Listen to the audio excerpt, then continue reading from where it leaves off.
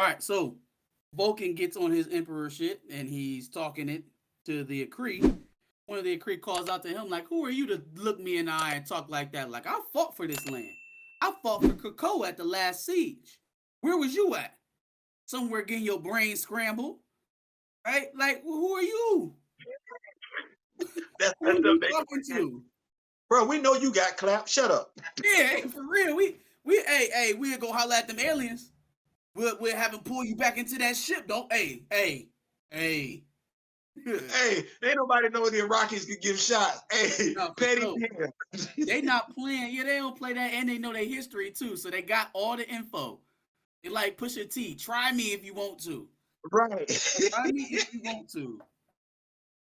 So his last words before getting his ass kicked are, "You're emperor. If you want to lose the other eye, then you can test." And then promptly Aurora comes in and accepts Vulcan's challenge as the Brotherhood of Mutants, or excuse me, the Brotherhood of Arakko.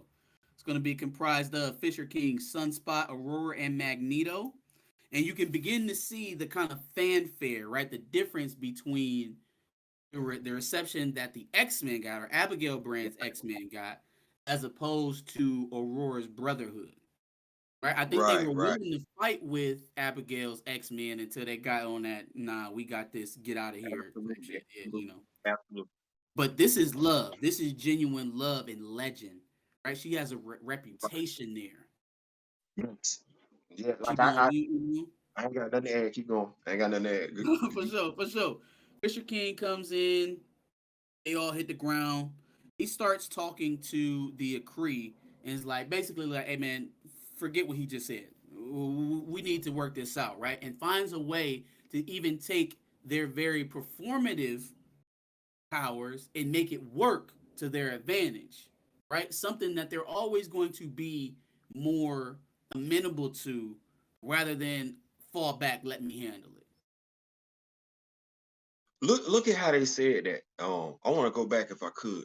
When they go back to the previous page when Vulcan gets iced up and we see the Fisher King come in and everything like that. That next Mm-hmm. panel when they acknowledge Aurora, when he says, "And the unarmed king is with her, who ruled at midnight." Hey, it's something going on with Fisher King. It's something going on. I don't know what it is, but he's a player. He's a major Hey, player. even Roberto's like, "Unarmed king, that's you." Wait. So I can't, like I said, man. Anytime you can take the irrelevant, that's to us. As a writer, it could be relevant to you. But anytime you can take the irrelevant and make it relevant, I love that aesthetic of a writer. I make me want to get now. We want to know who this dude is. Al Ewing's good at that, man. Like one thing that I've seen from him in recent years is exactly that. Is him taking smaller peripheral characters and kind of beefing them up to get into these large overlapping arcs. So I'm keeping my eye on Fisher King. I'm thinking Dylan Brock. You know what I'm saying? I'm feeling Dylan Right, Brock right. over the last 4 or 5 years and how he's built Yeah, that character up to basically being a new Venom. yeah, Yeah. absolutely. Like I said, and that's for anybody out there that's telling us this is the way you tell a story without pushing a narrative. And you know what? Look at all of the representation that we got though. Like we got women, we got black people, we got, you know what I'm saying? We got Hispanic. We E- and Even if it's somebody not wants to look at the thing and say we got the indigent, yeah. it's well represented. Hmm. Well, we got the homeless people. It's well represented, and that's the. Never mind. I get on my soapbox. I ain't gonna do that. So Fisher King devises a plan to help the artist distract the sorry robot. They start putting up all of the arrays, and as he is trying to take in the information, he starts to overload. That gives Magneto just the opening he needs to collapse the bot. Right. So With now a it snap. seems was that with the With snap a of with his fingers though. But I like that though. I like that because when a character is actually powerful and he has that type of power set, you should display it. You shouldn't go out of your way to try to tear that character down and make him use the full breadth of his powers to climb his way out. That's weakness. That's weakness. Yes. If he's powerful, show it. Because then you know what happens when he comes up against a foe that you're gonna eventually shove down my throat, or you know what I mean. Then now when he hits that wall, I get to step back like, whoa, okay, he's serious. This I couldn't adversity agree. he's facing right now is greater than anything he's ever done. It'll probably help some of these event comics that y'all got going on. You know what I'm saying? You know, But since you got same way everybody kicking everybody's butt, I felt the same way.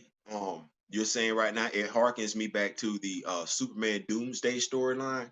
okay, As much as they wanted to make that the storyline, it never was to me because you just brought Doomsday in from anywhere. Like he just popped up on the scene, kind of like these creatures. He just popped up on the scene, and now he posed a threat to not only the Justice League but Superman without him having watched it, without him getting any what they call them fights, build up fights, whatever. yeah, yeah. You know what I'm saying? Without us seeing him tell somebody else, this what you did. Nah, man, you got to build that character up for us to be like, man, he getting Oh, him. you're right. We don't want how this gonna go. So yeah, definitely, I see what you say. Absolutely. So Mantelo is taunting Vulcan about his missing time in mutant history, and that's just not a very good idea for an Omega level mutant. He busts out of the ice and looks like he getting ready to do something to Storm until Storm bosses up and chokes him by his neck. Right? And not just that, because they begin to rage and both of their powers begin to kind of start flowing, and you can see the power sets of both of them coming out. And it looks like we might even have a stalemate, except her power supersedes her actual mutant power set. Right? Her Right. There's something strength that her control. exceed what the wind and the weather and all of that, right? So even in using their power sets, she knows how to go deeper. She's not operating from that shell that Vulcan is, that they talked about earlier in the book, where those three aliens were on top of him talking about his innards and whatnot, right? Storm, and I think Abigail Brand does a good job of explaining this too in the next on the data page coming up. Um, but he's only using his surface level power set. And so that also harkens back to what we were talking about with Petra and Sway, is Right. Vulcan's shell beginning to crack, because now he's showing abilities that we didn't previously know he had. Correct. So is that protective kind of separation between the twisted stuff that's in Vulcan and his true power set that the aliens put in there, is it coming undone? Good question to ask. But Aurora literally sends the electricity through his body like she did. Um, um, um, uh, what's the lady? It's one of The the things. shapeshifter. What's It's one up? of the things it's about because I know that when they keep referring to Vulcan Ash, we're talking about volcano and everything like that. And I know Abigail is going to allude to something later on. I'm still of the mindset though, Aurora controls the weather. Mm-hmm. And a volcano does not impose its will on the weather. The weather imposes its will on the volcano. Always has, always will. So you do whatever you want to. And I'm looking at how we're gonna write this thing. Just common sense, just science. We know how this is supposed to play out, regardless of whenever he gets his full ability, knows how to control his ability. The weather is the reason why the weather is the reason why the dinosaur's not here. I don't know how that works, because okay, so if he has the power of a volcano.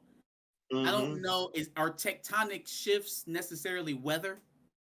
I don't Right, know. but I'm right. trying to. My thing is though, he's fighting her. Right. You ain't on the ground. Your tectonic shift, the ball the hub would have to be on the ground. You just not a given. She got to be on the ground she ain't Well, got to but be he no. has the power within him, though, right? So, like, he doesn't literally need a volcano to fight Oh, he Aurora. doesn't. He doesn't. I'm saying like Yeah. how she just lit him up with electricity. She also controls sub-zero temperatures. So it's your heat going against her ice. Now she can mimic your heat because she got that too. She's a weather witch. She controls all the elementals, and I guess that's my thing. I should have just said that. She controls all the elements. Vulcan Elements. is an element. My bad. Sorry, I should just. I'm sorry. That was a good way to button it up. That makes sense. That makes sense. Yeah, I So, love the next page you're gonna go to though. Go yeah, ahead. Go ahead. yeah. We got the data page from Abigail Brand. So she's basically confirming just about everything that we thought was wrong with this whole setup. She lays it out like, yeah, Orcus, you was a little too hasty on sending them robots. It can't literally look like I'm hailing down trouble to fix. You know what I'm saying? Chill out. Um, always scheming. Now apparently she's looking at the scroll separatist movement that's running the Shatari right now to try and replace somebody on the Orcus pedals. It's like she's always scheming. And the idea that I got from this page is that she's not even loyal to Orcus. She's using Orcus to her own ends as well.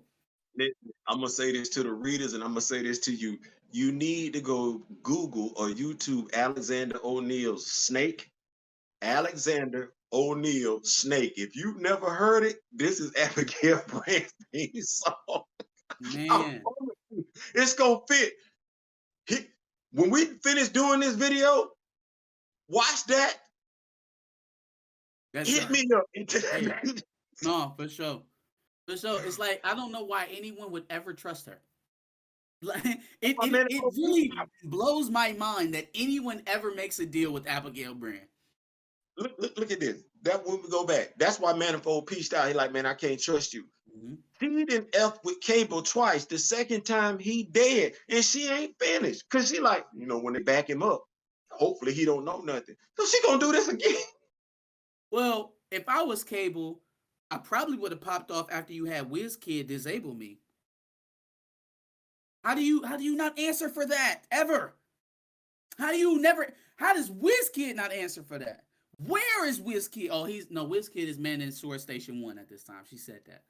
He's taking care of S.W.O.R.D Station 1. But we know WizKid is suspicious of Abigail Brand as well. So she's got people on multiple fronts that's kind of on her butt. But it seems like she's getting a lot of leeway. Now, she does mention a few people that she's worried about. Number one is the Super Sentinel Karima that's within Orcus. I think that's interesting because I feel like she just kind of showed up, right? Helped build Orcus, and they stopped asking questions. Mm-hmm. Like, think about this. A android from the future comes back, helps build this organization comprised of all different entities. You got AIM, you got Hydra, SHIELD, all these different type of entities. Xeno, everybody is coalescing against you. Russia, all the nations that didn't sign the treaty comprised of Orcus, right? And so you've built this umbrella to try and fight mutant kind, and it's all on the back of this robot who's giving you all this information on what to do and how to fight him. No one thinks to ask where she came from or what her motivations are. Watch this. As if no Terminator movie came out in that universe. Like, y'all never see like any robot movie ever. This robot over here trying to tell us what to do. They not oblivious. Ultron is in that damn universe. We ain't finna act like that. They know what the deal is when they get. Vision is in that damn universe. Jocasta been in that damn universe. They didn't call hell a lot of damn androids. We're not finna do this. It's I guess it's just human arrogance to think that they can control not one but two super evolving supercomputers. Two, not one, two of them. Man, listen, in that universe, anything that looks like Vision or above got to go. So Vision, you got Jocasta might have been able to make it because she don't really look all that. But Vision, Ultron, any mechanical, you look damn near human. You got to go. You got to go. You look human, or you look like you could beat me in a fist fight. You got to go. you got to go. If you look like you faster than me, which that's any android, right? You got to go. I don't even let dogs in my house because I don't want no challenge about who the dominant male is in the household. No, you got to go. What did humanity do on Earth 616? What did humanity do on Earth 616? This 616 right here. This 616 acting stupid. Like you just gonna You gonna get in bed with the never mind. Yeah. First That's wrote it. usually how it goes. They usually embrace AI as a way to sustain life or win a war or something like that, and eventually AI ends up taking over. It's an age-old story. How no one. Anyways, the second person that she is underestimating, or at least has on her radar right now, is Storm. Storm interrupted her political plans with trying to create a rub between the Arakko and the Krakoan. She's actually trying to force them back to Amenth, which is interesting because if I was Abigail Brand, I don't want to have nothing to do with Amenth. You could just as well open up the portal back to Amenth and start Ten of Swords all over again. I don't want no parts of that. By the way, Genesis and Apocalypse are still in there. You don't think Genesis and Apocalypse coming back ain't gonna be a problem for you? Leading the Acree. So Genesis and Apocalypse come back. You don't think that's gonna be an issue for you? I wouldn't touch Amenth. But again, she's trying to draw them out of Arakko, wherever they go. She's trying to get them off of that planet because she obviously has plans for it. Right. Her thing is, she's more concerned. She doesn't care about her primary concern is the solar system. Mm-hmm. It's not mutant kind. It's not Earth. It's the solar system. She don't care. That's she's a mutant. It's crazy because I don't know how she classifies herself. Say she's a mutant. So whoever her parent, whoever the human was a mutant. Yeah. That was an alien. I don't know how. Right. Yeah. I don't. Okay. I don't. Somebody gonna have to explain to me why the alien physiology is always compatible with the human physiology. With the humans, how can you always mix something with a human? Always, you always able to breed a human. Anyways, because you gonna make me piggyback into another conversation that's gonna take us off, and we on the last page. So she decides at the end of that after underestimating Storm, that now she needs somebody on the Great Ring because Storm has solidified her spot on the Great Ring. My thought immediately when she said that, Tarny Uncaring. I was like, who would be the most amenable on the ring to help an Abigail Brand? And I was like, Tarny Uncaring. So what actually ends up happening at the end of this book actually caught me a little bit by surprise, because she tells Vulcan that to get that respect, well, number one, she confirms what we thought about Ororo, and that she is trained to use her powers at the highest level as opposed to Vulcan, who's only using them at the surface level. Two, she tells him that to get that respect, for them to look at you the way that they look at her, you need to take down the enemy of Arakko. And who better than Tarn the Uncaring? I don't know how this is going to go, because it's my understanding that Tarn is Omega level as well.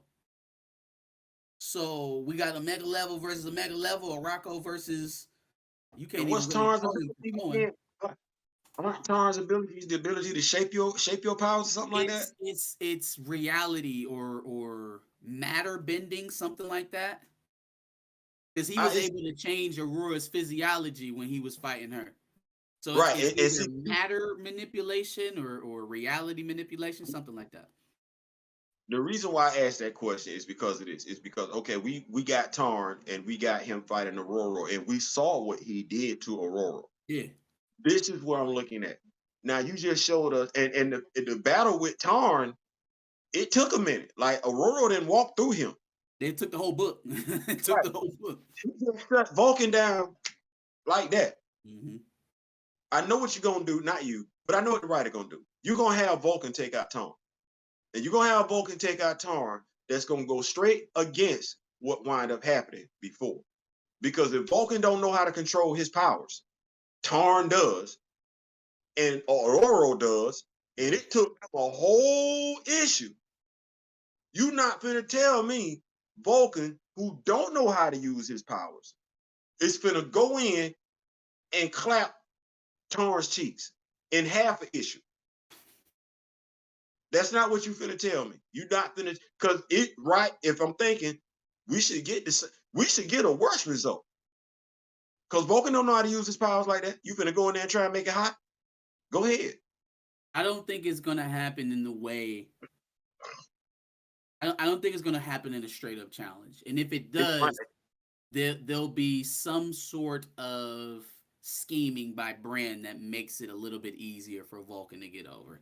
And because you're right, in the That's gonna straight happen. head up fight, there shouldn't be any competition considering what Aurora just did to him. There shouldn't be any reason. And Al Ewing's not a writer that slips up on stuff like that, like inconsistency of power sets and stuff No, like that. he's not. So I But Al, think, point, look, we watching, we wait. yeah, I was about to say, hey, don't fuck around now, don't fuck around. But I think there'll be some sort of interference, whether that's from Vulcan or Abigail Brand or some other party. I think there'll be some level of interference that makes it a little bit easier for him. Yeah. But you know what? Regardless, I'm enjoying it. I'm loving X-Men Red so far. Two So great issues. We getting a lot of character build up. We're getting the appropriate amount of dialogue and action. yes. And the characters on point with on pace with who they're supposed to be. So I'm loving it. I'm loving it. I can't wait to get issue 3. So man, same here. Make sure you guys give us your thoughts in the comments below. Make sure you come back. I guess we're here. We'll be back whenever they release the next Black Panther. You get on Marvel, ask them what's going on. But yeah, like we said, make sure you come back. Make sure you like, share, subscribe. See you next time. Peace.